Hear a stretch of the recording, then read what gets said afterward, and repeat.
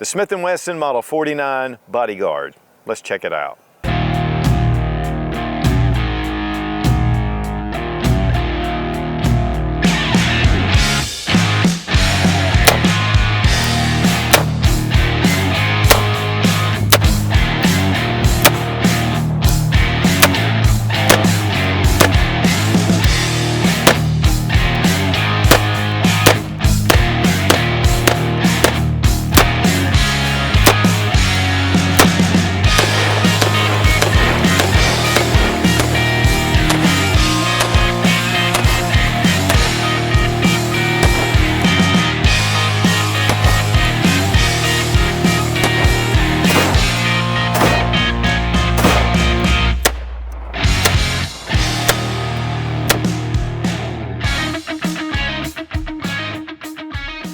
In 1950, Smith & Wesson introduced their Model 36. It is one of Smith & Wesson's most iconic revolvers.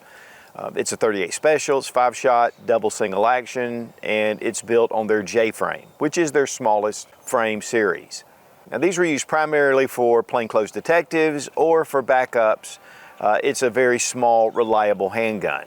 And then came the Bodyguard, or originally Model 38. It was an aluminum frame, 5-shot, same as the J-frame and very similar to the Model 36, but it had a shrouded hammer, again called the humpback, camelback. I mean, a lot of people say this is one of Smith & Wesson's ugliest revolvers, but it's very purposeful. The hammer is exposed at the back, so you can fire it single action, but it protects it so you can actually fire this out of your pocket. Now this is actually the Model 49, which we're going to be looking at, and it's the all steel frame, and it was designed in 1959.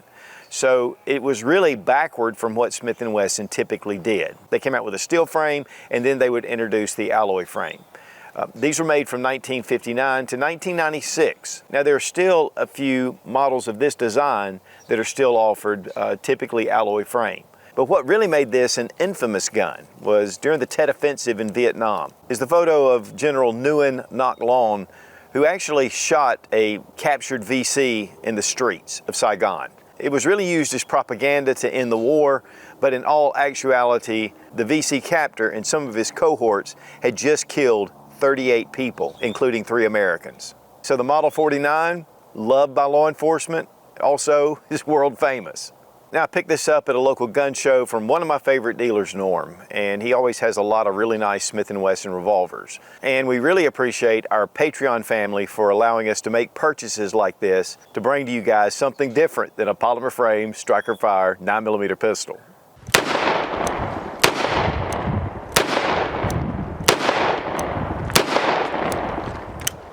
The Model 49, made from 1959 to 1996, and they're still making similar design versions, typically with an alloy frame now. 5-shot, 38 Special.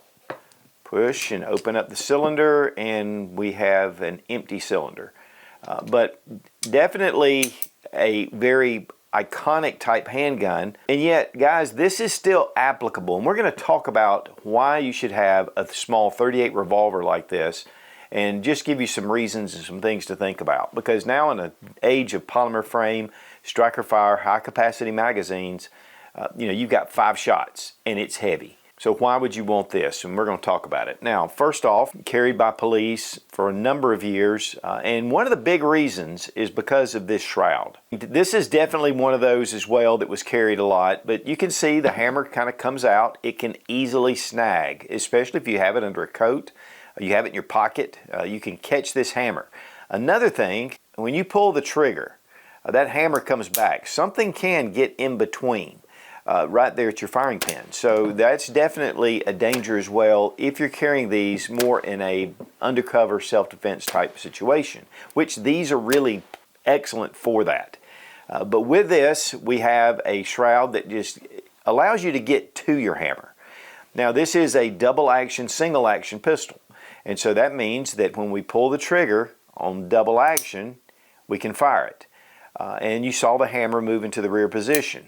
With single action, you just pull the hammer back. It makes a lot shorter, easier trigger pull.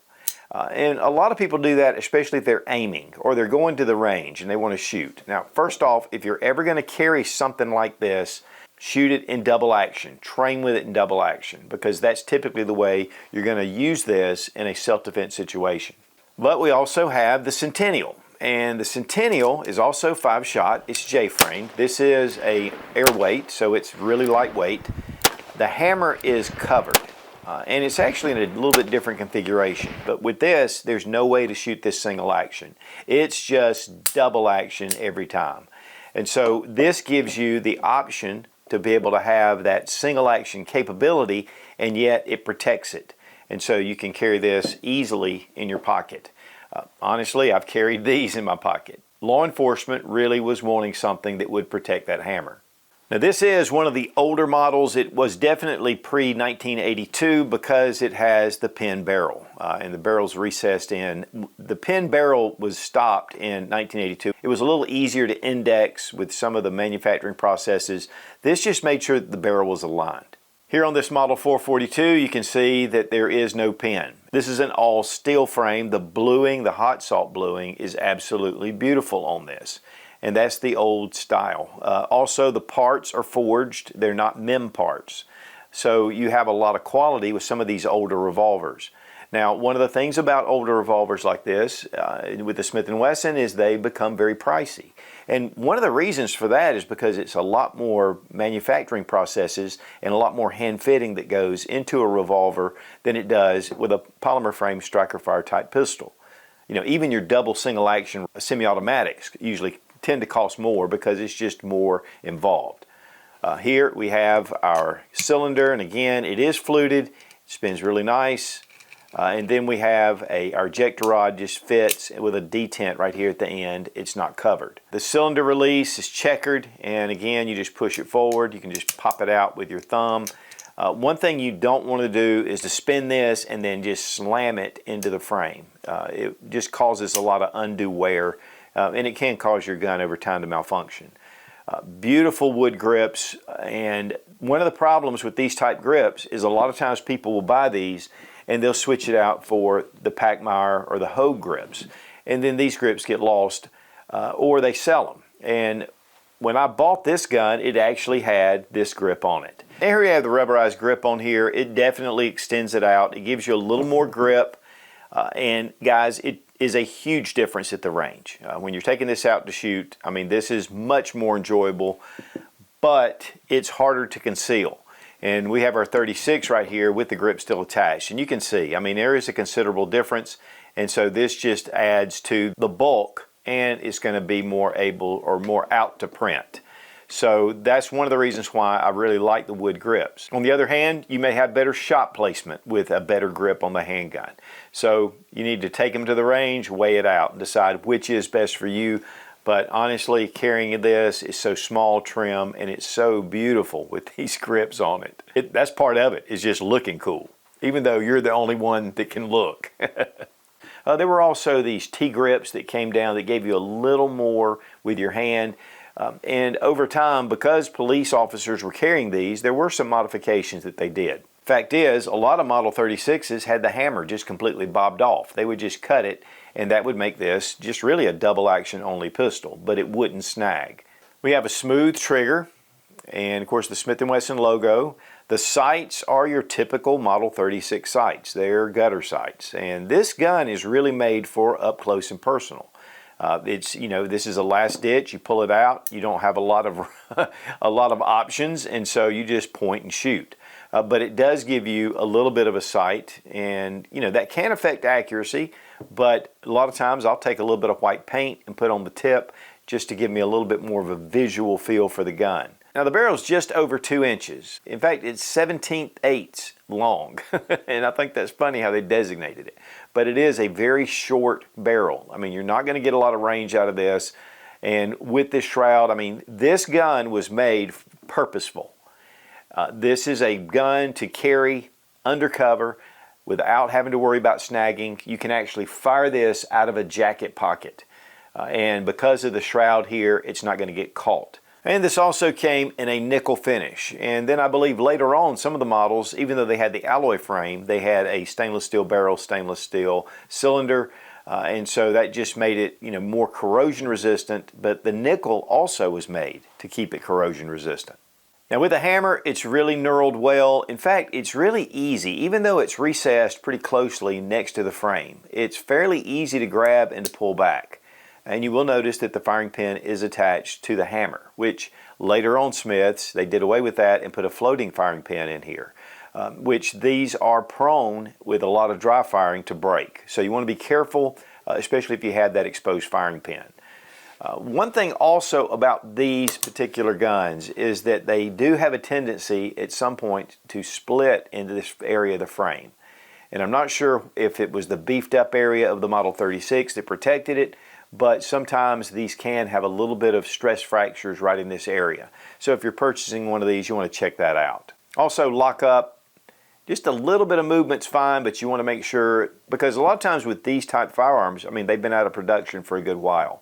And so you want to check it to make sure. Also, you want to check right here to make sure that there's not a lot of powder burn up here and it's actually degrading the spine at the top. It has a nice lockup. And just listen to this sound. It's got a very satisfying sound. Now, as far as trigger pull, of course, our hammer in double action, we pull the hammer. It's a fairly heavy, long trigger pull. And then we have a break. I've had a lot of Smith & Wesson J-frame revolvers that have a lot heavier trigger pull. And then for single action, we pull our hammer back and it brings the trigger all the way to the rear position. So it's a very, very nice break. And it's really quick. Okay, we're going to check the double action trigger pull with our Lyman trigger gauge. 8 pounds, 6.7 ounces. 8 pounds, 11.5 ounces. And single action. 1 pound, 14 ounces. And I'm getting that very consistently. And the weight on the Model 49, 20.5 ounces. We want to compare it to this Centennial Air Weight, 15.55 ounces, about a 5-ounce difference. Now, a lot of times, for some reason, women are attracted to these type guns, mainly because they're so simple. They don't have to worry about the magazine. They don't have to worry about pulling the slide back. It makes it a very simple gun to operate. You just push, put your bullets in, and you fire the weapon. And that makes it easy. The biggest problem is hand strength. And so with this, you go to pull this. Sometimes there are women that just can't pull this back. And so that's one problem with these type firearms. I've got a lot of friends that took their wives or their girlfriends out. They wanted one of these little tiny revolvers. They love them. And then they get them to the range and they can't shoot them. So this is something to consider. Also, because of the size and this really thin grip, it makes the recoil a little bit more than what most people are comfortable with. And if you're going to buy something like this, guys, you need to take it out and practice it and master it. And honestly, that's the way it is with any firearm. But with this, it takes a little more attention to detail. Now let's talk a little bit about the philosophy of carrying a 5-shot 38 revolver in your pocket or even a .357 Magnum. And one of the reasons why I really think it's a viable self-defense option. If it's your primary self-defense handgun, that could be a problem because you've only got 5 shots. It's definitely limited. And again, these are shootable at the range, but they do produce quite a bit of recoil, especially if you get the aluminum frame. And then if you go up to .357 Magnum, it's considerably more. And then of course with these grips. But again, this makes it the optimum size and the optimum shape to be able to carry concealed. So I was at Tactical Response with Chris Costa, and one of the things he talked about, and it really made me think a lot about this, is that he carries a 5-shot 38 revolver with him at all times. With his standard EDC carry firearm. And one of the reasons is because he is a part-time police officer at times, or law enforcement, and he carries a revolver in his left pocket. He has his primary on his strong side, he's ready to draw it, but in case he can't get to it, he can get to the revolver on the left side. Also, these to me, and the way I typically do carry, is in an ankle rig. I like to carry ankle holster. You actually forget that it's there. And then, of course, if you fall down, it makes it even easier to get to. Having a backup is a very smart choice if you want to carry the extra weight. And again, it's according to where you're going. There are times where, I'm just going around town, I'm not concerned about it. There are times where we may be going into an area which I just feel like that we need to carry a little bit of extra safety. And I can put this in my pocket. And then the third thing, and this is probably one of the main reasons why I would carry, is having a small little 38 special on your ankle. And you get yourself into some kind of active shooter situation. You've got your primary, but you have people that are around you who you can pass off something like this, and then they can not only defend themselves, but it becomes a force multiplier. Let's say you have your family with you, and your wife decides not to carry, or your girlfriend, or maybe you have a son or daughter not of the right age to conceal carry, but yet you have a backup, and you can give it to them. My youngest son's 20. He is going to get his concealed carry when he turns 21. But having this on my ankle and we're out and about, I can give him this because he can shoot it, and then he can not only protect himself, but again, give us both a fighting chance. So there are some philosophies to where carrying a small little revolver like this has some really practical applications.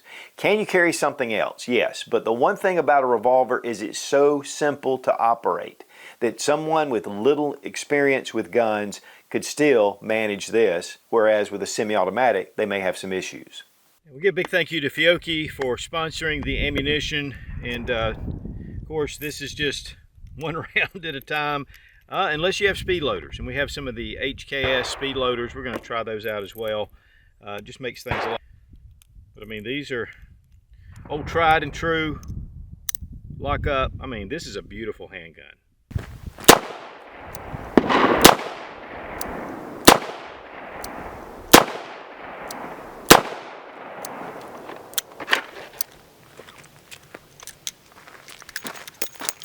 Model 49, it's now called the Bodyguard, has that shrouded hammer, and but yet you can still access the hammer. That's the big thing over the Centennial, which has a enclosed hammer. And so this gives you double action or single action, and yet it protects the hammer, especially if you're pulling it out of your pocket. And then you can still access that if you need to. But really, if you're going to shoot this typically in a self-defense situation, it's going to be double action only.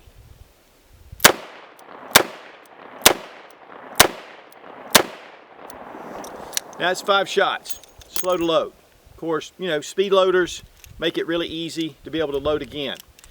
But then I want to just show you, if you want to shoot this single action, then you just take and pull the hammer back.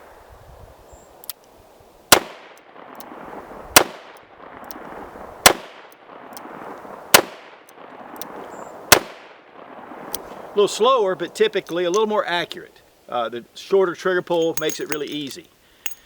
But one of the things about a revolver, and we have another speed loader, which this is the best way to do it if you're going to try to load this in any kind of hurry, is just one-handed. One-handed is probably the way a lot of times in a really close situation you may have to use this.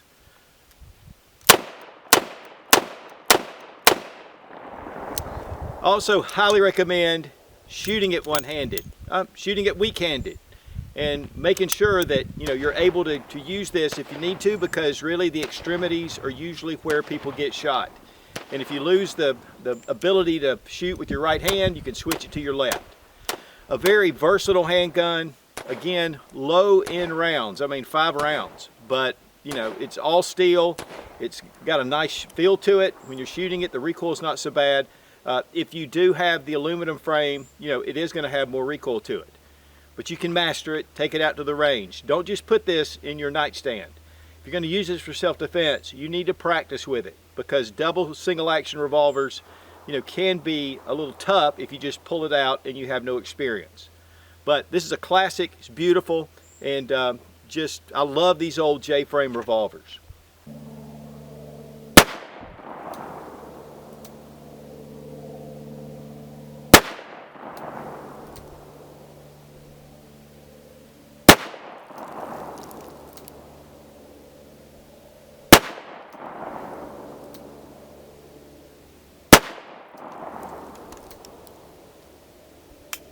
Now guys, when you're cleaning your firearm, you know, having a good kit is important. One thing you really want is these nylon brushes. And the big part about that is inside the cylinder.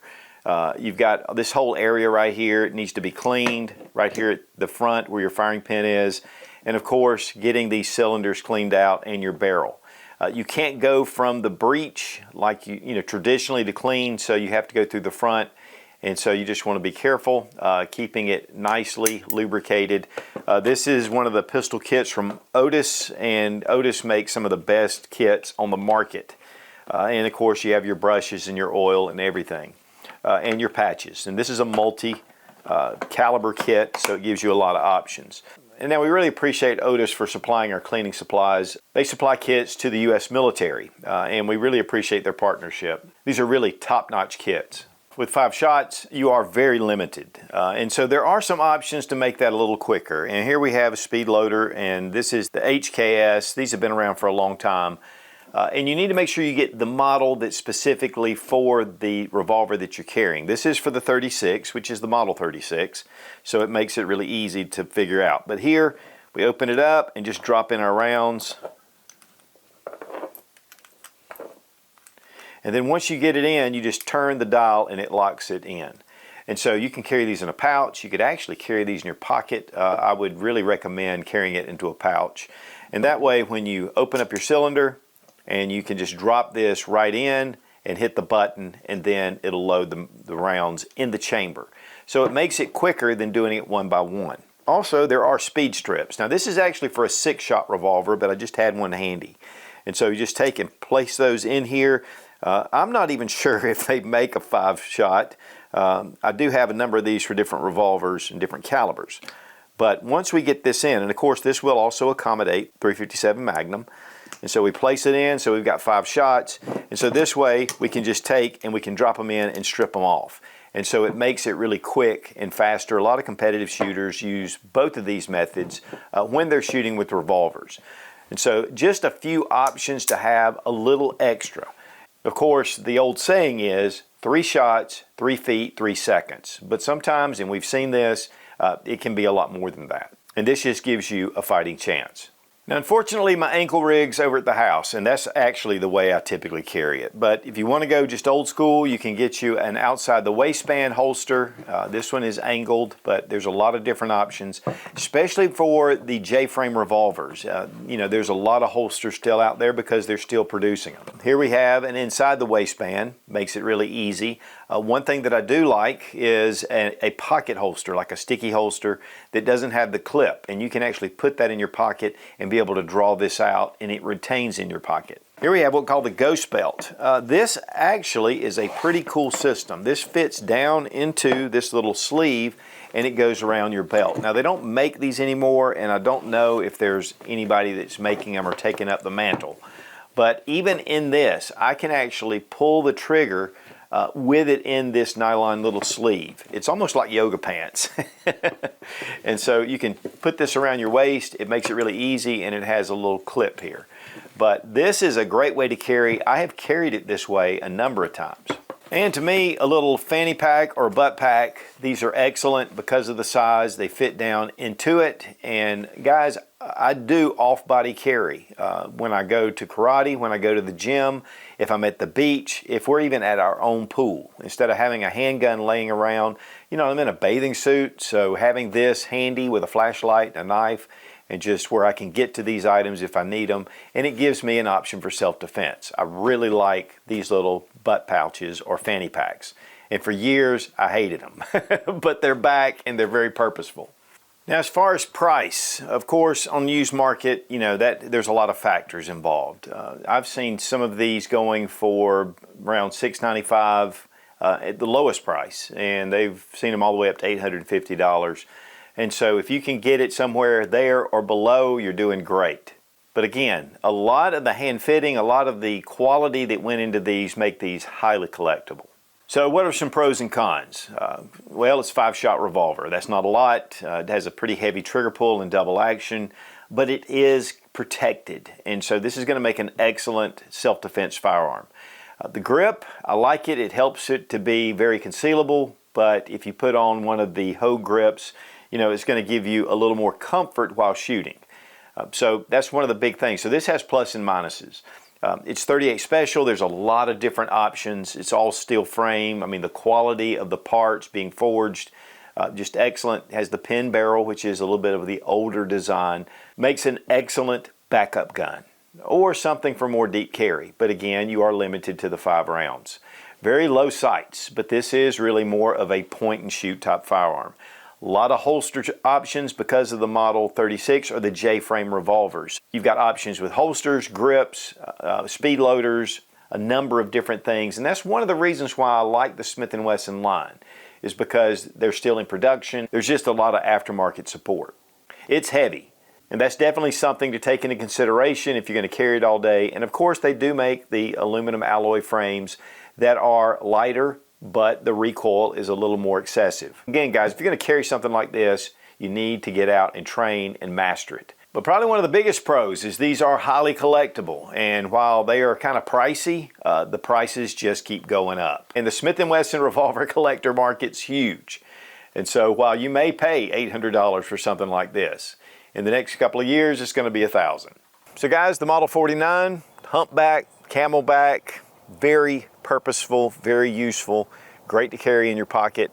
And guys, carrying a 5-shot revolver offhand or in an ankle rig or just as a backup is a great choice. And the quality of the older Smith & Wessons is just superb. And again, we really appreciate our Patreon family for making this possible. Be strong, be of good courage. God bless America. Long live the Republic.